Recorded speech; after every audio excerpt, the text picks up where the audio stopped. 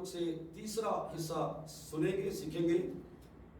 ہم اکثر اوقات بہت ساری دعائیں کرتے رہتے ہیں اور روز ہم دعائیں کرتے ہیں، اور کئی بار ہماری دعاؤں کی بہت لمبی لسٹ ہوتی ہے اور ہم مختلف مقاصد کے لیے دعا کرتے رہتے ہیں۔ خدا کا شکر ہے، دعا کرنی چاہیے۔ جو کچھ بھی خدا آپ کے دل میں ڈالتا ہے دعا کرنی چاہیے۔ حالات کو دیکھیں گے، دعا کرنی چاہیے۔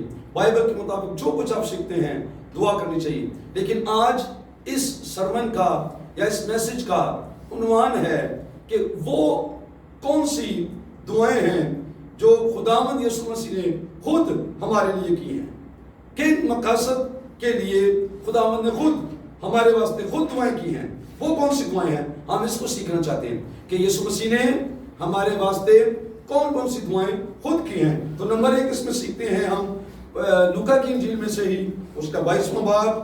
آپ اگر بائبل مقدس کو کھول کر ان حوالوں کو خود بھی پڑھتے ہیں تو یہ آپ کے لیے زیادہ بابرکت ہوگا۔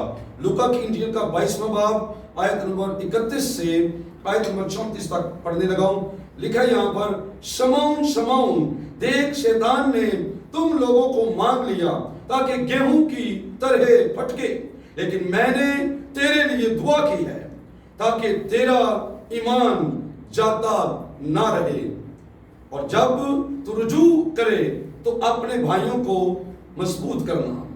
پاک کلام کے پڑھے اور سنے جانے پر خدا کی برکت ہو۔ یہاں پر عزیزو سیکھیے، غور کیجئے کہ پطرس رسول کو یسوع مسیح کہہ رہے ہیں، شمعون شمعون، میں نے تیرے لیے دعا کی ہے تاکہ تیرا ایمان جاتا نہ رہے۔ غور کرے، پطرس کے دل میں آ رہا ہوگا، خداوند نے میرے بزنس کے لیے پریئر نہیں کی، خداوند نے میری زندگی کے لیے دعا نہیں کی، خداوند نے میری اولاد اور بچوں کے لیے دعا نہیں کی، یہاں پر خداوند نے مجھے برکت دینے کے لیے دعا نہیں کی، خداوند نے میری عمر کو بڑھانے کے لیے دعا نہیں کی۔ لیکن جس چیز کے لیے یسوع نے دعا کی ہے وہ یہ ہے کہ پطرس کا ایمان جاتا نہ رہے۔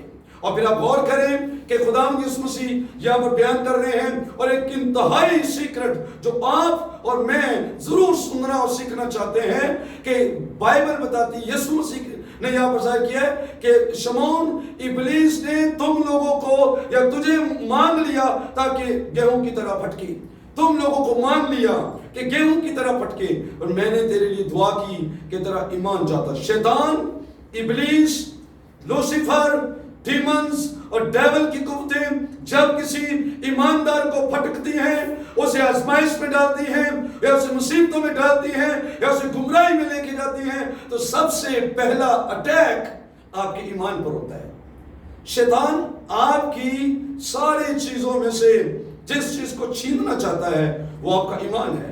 وہ آپ کی دولت چھینے گا، وہ آپ کا گھر چھینے گا، وہ آپ کی بیوی بچوں پر اٹیک کرے گا، لیکن جو فرسٹ اٹیک اس کا ہے، پرسنل، اس کا جو شخصی طور پر جو اس کی خواہش ہے وہ یہ ہے کہ آپ کا ایمان جاتا رہے اور آپ کا ایمان وہ چھین لے۔ جب آپ کا ایمان چلا جاتا ہے تو پھر آپ بالکل ختم ہو جاتے ہیں، ڈسٹروئے۔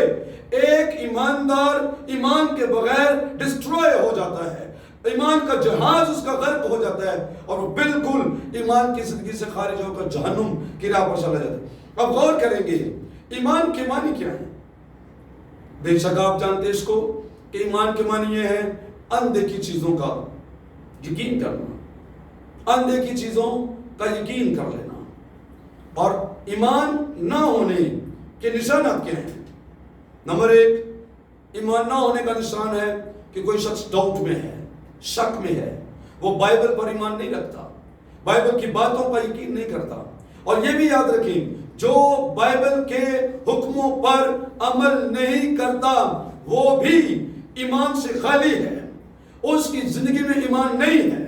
اس لیے آپ خود جانچ سکتے ہیں، ایمان کے نشانات پائے جاتے ہیں لوگوں میں، کلیسیا میں، چرچ میں۔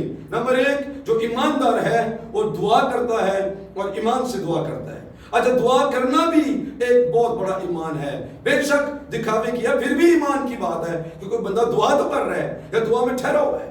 دوسری بات یہ ہے کہ بائبل کے حکموں پر عمل کرنا وہ ظاہر کرتا ہے کہ آپ ایمان سے بھرے ہوئے ہیں۔ اور کوئی شخص مصیبت میں، بیماری میں خدا پر شک نہ کرے، یہ بھی بات بتاتی ہے، یہ شک کرتا ہے، اگر شک کر رہے ہے تو یہ بات بتاتی ہے کہ ایمان سے خالی ہے۔ تو ایمان کے فوائد کیا ہیں؟ کیوں یسوع نے پترس کے ایمان کے لیے دعا کی؟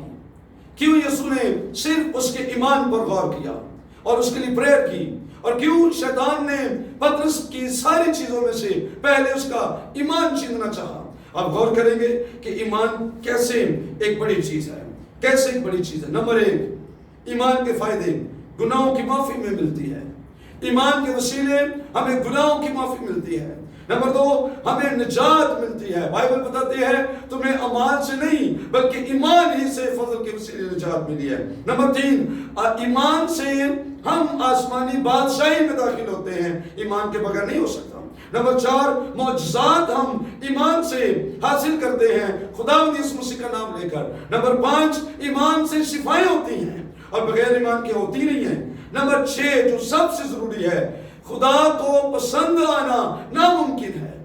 ایمان کے بغیر خدا کو پسند آنا ناممکن ہے۔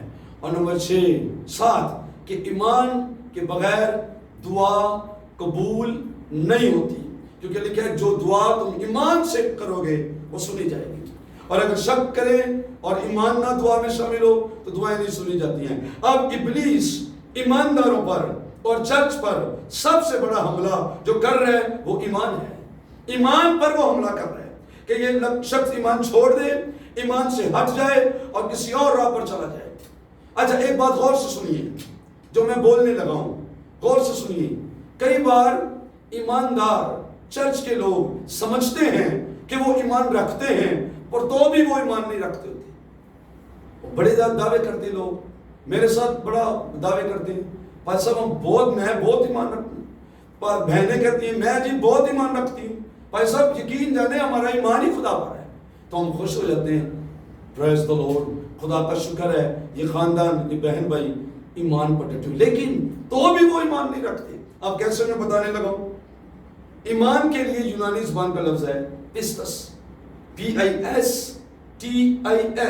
پستس، جس کے معنی ہے فیتھ، بلیف، ٹرسٹ یا کانفیڈنس۔ خدا پر بھروسہ کرنا، خدا پر ایمان رکھنا اور خدا پر ٹرسٹ کرنا، یہ یونانی زبان سے جو پستس لفظ ہے اس کا مطلب ہے۔ اب پستس کی جو وضاحت ہے وہ میں آپ کے سامنے کرتا ہوں کہ پستس ہوتا کیا ہے۔ ایمان جو پستس ہے ہوتا کیا ہے؟ کسی بڑے جوہر میں، تالاب میں آپ صبح سویرے دیکھیں سارا پانی ایک دم سے رکا ہوتا ہے اور ذرا بھی پانی کے اندر موومنٹ نہیں ہوتی، یعنی پانی ہل نہیں رہا ہوتا، تو کوئی بچہ ایک چھوٹی سی کینکر پتھر کی پکڑتا ہے اور وہ اس پانی میں پھینک دیتا ہے۔ جب وہ پتھر پانی میں جاتا ہے تو آپ دیکھیں گے وہ اس طرح سے لہریں پیدا کرتا ہے، لہریں جا رہی ہیں، سارا پانی ہلنا شروع ہو جاتا ہے چھوٹے سے پتھر سے۔ لیکن جب یہ پانی بالکل واپس سٹل ہو جائے، پھر دوبارہ رک جائے اور اس کی موومنٹ ختم ہو جائے، اس کی حرکت ختم ہو جائے، اس کو کہتے ہیں پستس۔ ایک جگہ پر رک جانا، اس کو ایمان کہتے ہیں۔ لیکن اگر تسی ایک جگہ نہیں ٹک دے تو تسی ایماندار نہیں ہو۔ 18 عبادتوں جانا ایمان نہیں ہے۔ بدھ میٹنگ سے جا رہے ہو، پادری انور صاحب کو دعا کرا رہے ہو، خدا کے وہ اچھے خادم ہیں، ان کے پاس شفا کی نعمت ہے، لیکن وہی تیل اور پانی لے کر آپ پھر برکت ٹیلی ویژن والوں کے پاس چلے جاتے ہیں، اور ادھر سے کام نہیں ہوتا تو پریس ٹیلی ویژن پر چلے جاتے ہیں، ادھر سے کام نہیں ہوتا اپنے پادری صاحب کے پاس آ جاتے ہیں، اس پادری کو کام نہیں ہویا تو نادے میں لہرے پادری کو چلے جاتے ہیں، اور آپ یہ سمجھ رہے ہیں کہ ہم ایماندار ہیں، اور آپ یہ سمجھتے ہیں جگہ جگہ سے دعائیں کروا رہے ہیں ہم ایماندار ہیں۔ آپ ایماندار نہیں ہیں۔ یاد رکھیں، آپ ایک جگہ پر ٹک کے دعا کر لیں، یہ سچا ایمان ہے۔ اپنے قدموں پر کھڑے ہو جانا، ایک جگہ پر رک جانا، یاد رکھنا یسوع سارے چرچوں سے ہے۔ آپ اپنے چرچ میں دعا کریں، آپ اپنے پادری صاحب سے دعا کروائیں اور آپ خود دعا کریں۔ آپ کو بھاگنے دوڑنے کی ضرورت نہیں ہے، آپ کو کنونشنوں میں جگہ جگہ جانے کی ضرورت نہیں، شفاؤں کے لیے، معجزوں کے لیے جگہ جگہ جانے کی ضرورت نہیں ہے۔ اگر آپ ایسا کر رہے ہیں تو یہ ایمان نہیں ہے۔ ایمان تو یہ ہے کہ ایک جگہ پہ رک جائیں۔ شفا نہیں بھی مل رہی اپنے چرچی رہو، شفا نہیں مل رہی اپنے بھائی صاحب کے نال دعا کرو۔ یہ بالکل درست طریقہ نہیں کہ آپ جگہ جگہ پھر رہے ہیں۔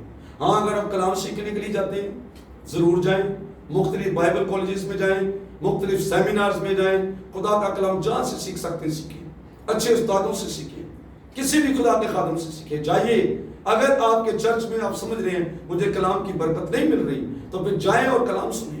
لیکن یاد رکھیں شفاؤں کے لیے جو بھاگنے والی کلیسیا ہے، جگہ جگہ پر جانے والی کلیسیا، ایمان کوئی نہیں ہے، اس کو ایمان نہیں کہتے. تو شیطان یاد رکھیں سب سے پہلے آپ کے ایمان پر اٹیک کرتا ہے. اس لیے اج تو آپ بھجنا نسنا بند کر دو، ایک جگہ تے کھلو کہ اپنے بادشاہ کو دعا کرو تے اپنے گھر گھٹنے ٹیکو تے خدا کرے گا سارے کام ٹھیک ہو جائے. میرا ایمان، خداوند یسوع مسیح نے سب سے پہلی بات کہ پطرس کے ایمان کے واسطے دعا کی. اور آپ یاد رکھیں کہ وہ آج بھی آپ کے لیے بھی ایمان کے واسطے دعا کر رہے ہیں. اس کو بلیو کریں، اس کا ٹرسٹ کریں اور کہیں یسوع تیرا شکر ہے کہ تم میرے واسطے بھی دعا کر رہا ہے کہ میرا ایمان جاتا نہ رہے جیسے تم نے پطرس کے لیے کیا ہے. آپ اس پر ایمان لائیں، اپنے منہ سے اقرار کر لیں، ابھی اسی وقت اقرار کر لیں کہ یسوع آپ کے ایمان کے واسطے دعا کر رہے ہیں. نمبر 2، یسوع مسیح کون سی دعائیں کر رہے ہیں ہمارے واسطے؟ دوسری بات اس میں شریر سے حفاظت کے لیے. یوحنا کی انجیل اس کا 17 باب ہے، آیت نمبر 15. اس میں لکھا ہے، میں یہ درخواست نہیں کرتا کہ تو انہیں دنیا سے اٹھا لے، بلکہ یہ کہ اس شریر سے ان کی حفاظت کر. خداوند یسوع مسیح اپنے لوگوں کے لیے یہ دعا کرتے ہیں کہ خداوند شریر سے حفاظت کر. ہم اس کتنے والدین ہیں جنہوں نے یہ دعا کی ہے کہ اے خداوند آسمانی باپ، اے یسوع ناصری، شریر سے میرے بچوں کی حفاظت کر، شریر سے میرے خاوند کی یا میری بیوی کی حفاظت کر، شریر سے میرے بزنس کی، ہمارے مالی سارے نظام کی حفاظت کر. آپ نے کبھی یہ دعائیں نہیں کی ہیں، پر یاد رکھیں خداوند یسوع مسیح نے جو دعائیں ہمارے واسطے کی ہیں ان کے اندر راز ہے، ان کے اندر بھید ہے. ابلیس آپ کے خلاف ہے، وہ آپ کو پھاڑنا چاہتا ہے، وہ آپ کے خلاف چل رہا ہے، وہ آپ کے پیچھے پیچھے ہے، وہ موقع ڈھونڈ رہا ہے، وہ شریر ہے اور آپ کے خلاف ہے. پر ایک شخص بنام یسوع مسیح جو آج بھی زندہ ہے، جو مردوں میں سے جی اٹھا ہے اور جو آسمان پر آج بھی بیٹھا ہے، خدا کے دائیں ہاتھ، وہ آپ کے لیے پریئر کر رہا ہے کہ آپ شریر سے محفوظ رہیں. اور یہی وجہ ہے کہ میں اتنے کلام ابلیس کے خلاف سناتا ہوں اور کھلم کھلا اس کے خلاف تعلیم دیتا ہوں. دشمن، اپنے حریف، اپنے دشمن ابلیس کے خلاف لوگوں کی آنکھیں کھولنا چاہتا ہوں. ابلیس میرا کچھ نہیں بگاڑ سکتا ہے، اس لیے کہ یسوع میرے واسطے دعا کر رہا ہے تاکہ میں شریر سے بچا ہوں. تیسری بات جس کے لیے خداوند خود ہمارے واسطے دعا کرتے ہیں، گناہوں کی معافی کے لیے. گناہوں کی معافی کے لیے کرائسٹ نے صلیب پر بھی یہ دعا کی تھی کہ اے باپ، یہ پہلا کلمہ آپ سب کو آتا ہے جو صلیب پر یسوع نے بولا تھا کہ اے باپ ان کو معاف کر کیونکہ یہ جانتے نہیں کیا کرتے ہیں. یسوع مسیح نے معاف کیا، صلیب پر بھی معاف کیا، یعنی گناہوں کی معافی اس نے خود بھی دی اور پھر اس نے ہمارے لیے دعائیں بھی کی ہیں. اگر ہم پہلا یوحنا کا خط دیکھیں تو ایک بہت زبردست اس میں بات ہمیں سنائی دے گی. یوحنا کا پہلا خط اس کا 2 باب آیت نمبر 1 اور 2 میں لکھا ہے، اے میرے بچوں، یہ باتیں میں تمہیں اس لیے لکھتا ہوں کہ تم گناہ نہ کرو، اور اگر کوئی گناہ کرے تو باپ کے پاس ہمارا ایک مددگار موجود ہے، یعنی یسوع مسیح راست باز. ایک مددگار موجود ہے یعنی یسوع مسیح راست باز. یہاں مددگار کے لیے جو لفظ ہے وہ سیم یہی مطلب ہے وکیل، جی میں ایڈوکیٹ ہوتا ہے وکیل. اور یونانی زبان کا جو یہاں پر لفظ ہے وہ ہے پیراکلیٹوس، PARAKLETOS، پیراکلیٹوس، جس کا مطلب ہے وکیل، وکالت کرنے والا.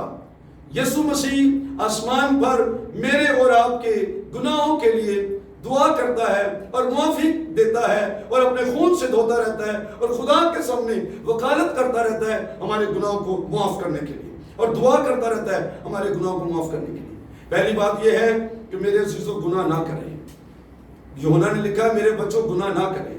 لیکن اگر گناہ ہو جائے آپ سے کبھی تو ایک شخص، اگر آپ کی ماما، آپ کا پاپا، آپ کا پادری اور آپ کے کوئی بھی اور ریلیٹیو عزیز آپ کے لیے دعا نہیں کر رہا، پر یاد رکھیں بلیورز، ایمانداروں، کلیسیا کو، ایمانداروں کو یہ حوصلہ دیتا ہوں کہ ایک شخص آپ کے لیے دعائیں کر رہا ہے، اس کا نام یسوع ہے. وہ باپ کے پاس موجود ہے اتنے ہی بیٹھ کے آسمان تے بیٹھ کے ساڈے لیے دعا کرے. خداوند یسوع مسیح اس وقت بھی میری خداوند دے سامنے گزارش ہے کہ سب کلام سننے والوں کے لیے ایک بار دعا کر دیں کہ ان سب کے گناہ معاف ہو جائیں, اور میرے بھی اور ان سب کے جو اس کلام کو سن کر یسوع مسیح کے سامنے دعا کریں گے سب کے گناہ معاف کریں. چوتھی بات, خداوند یسوع مسیح ہمارے لیے کیا دعا کرتا ہے؟ مقدس کرنے کے لیے, ڈیڈیکیٹ کرنے کے لیے, سیپریٹ کرنے کے لیے, ہمیں دنیا سے الگ کرنے کے لیے دعا کرتا ہے. یوحنا کی انجیل کا 17 باب اور 17 آیت میں خداوند نے فرمایا تم نے نہیں مجھے چنا بلکہ میں نے تمہیں چن لیا. تم نے مجھے نہیں چنا بلکہ میں نے تمہیں چن لیا. دیکھیں والے بھی کیا نہیں کیا, میں آپ کے سامنے پڑھتا ہوں کہ یہ یسوع مسیح نے یہاں پر دعا کی ہے. یوحنا کی انجیل کا 17 باب ہے آیت نمبر 17. چلیے پڑھتے ہیں, لکھا ہے ہاں انہیں سچائی کے وسیلے سے مقدس کر, تیرا کلام سچائی ہے. مقدس کر سچائی کے وسیلے سے, یعنی الگ. اور پھر آیت نمبر اگر شارٹلی میں آگے پڑھتا ہوں 18 آیت میں, جس طرح تو نے مجھے دنیا میں بھیجا اسی طرح میں نے بھی انہیں دنیا میں بھیجا, اور ان کی خاطر میں اپنے آپ کو مقدس کرتا ہوں تاکہ وہ بھی سچائی کے وسیلے سے مقدس کیے جائیں, یعنی الگ کیے جائیں, پاک کیے جائیں, سیپریٹ کیے جائیں گناہ سے اور دنیا سے اور اس کے کاموں سے اور اس کی خواہشوں سے اور دنیا کے مقاصد سے سیپریٹ کیے جائیں. یسوع یہ دعا کر رہا ہے کہ میرے لوگ سیپریٹ ہوں سچائی کے وسیلے سے. یاد رکھیے کہ آپ کی روحانی زندگی میں بائبل مقدس آپ کی رہنمائی کرتی ہے اور پھر یہ آپ کو دنیا سے الگ کرتی جاتی ہے. یہ دنیا سے آپ کو علیحدہ کرتی جاتی ہے. جیسے جیسے آپ بائبل سنیں گے آپ دنیا کو لیو کرتے ہیں اور آسمان کو آپ کیری کرتے ہیں. دنیا چھوڑتے جاتے ہیں, آسمان پکڑتے جاتے ہیں. جتنا آپ دنیا چھوڑتے ہیں اتنا آپ آسمان پکڑتے ہیں. جتنے آپ دنیا کی خواہشوں کو چھوڑیں گے اتنا خدا کا جلال آپ کے اندر اترتا ہے. اور یسوع نے اس کے لیے دعا کی کہ میں انہیں پاک کرنے کے لیے دعا کرتا ہوں, ہولی کرنے کے لیے دعا کرتا ہوں. تم ایک ہولی, انہیں مقدس کرنے کے لیے دعا کرتا ہوں, یعنی دنیا کے کام ان میں سے نکلتے جائیں. آپ کو یاد ہو یسوع مسیح نے فرمایا تھا کہ اب تم اس کلام کے سبب سے جو میں نے تم سے کیا پاک ہو, مقدس ہو. یسوع نے سانو مقدس کرنے واسطے دعا کی تھی. اور ایک بات غور سے سن لیں جو میں کہنے لگا, غور سے سن لیں. ساری دنیا جنہیں نبی, پیغمبر, رسول, پادری, ایونجلسٹ, لیڈر, بشپ, کاہن جتنے بھی ہیں, ہم سارے چرچ کے سارے لوگ یاد رکھیں ہم پہلے پادری بننے کے لیے نہیں چنیں گے, بشپ بننے کے لیے نہیں چنیں گے, ہم کاہن بننے کے لیے نہیں چنیں گے, ہم ایونجلسٹ ہونے کے لیے نہیں چنیں گے. سب سے پہلے جو چناؤ کا مقصد ہے وہ یہ ہے کہ ہم پاک ہوں.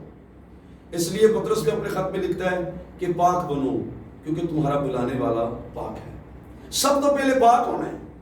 تو جیڑے پاک ہوں گے انہیں جو خدا ڈیوٹیاں لائے گا, کسی نے رسول, کسی نے نبی, کسی نے چرواہا, کسی نے مبشر, کسی نے استاد, کوئی انتظام کرنے والا, کوئی شفا دینے والا, کوئی سخاوت کرنے والا, کوئی معجزے دکھانے والا, کوئی کلام دی ٹیچنگ دینے والا, مختلف قسم کی نعمتیں اور کام خدا بانٹے گا. لیکن سب سے پہلا بلاوا ہمارا یہ ہے کہ ہم کلام کے وسیلے سے پاک ہوں.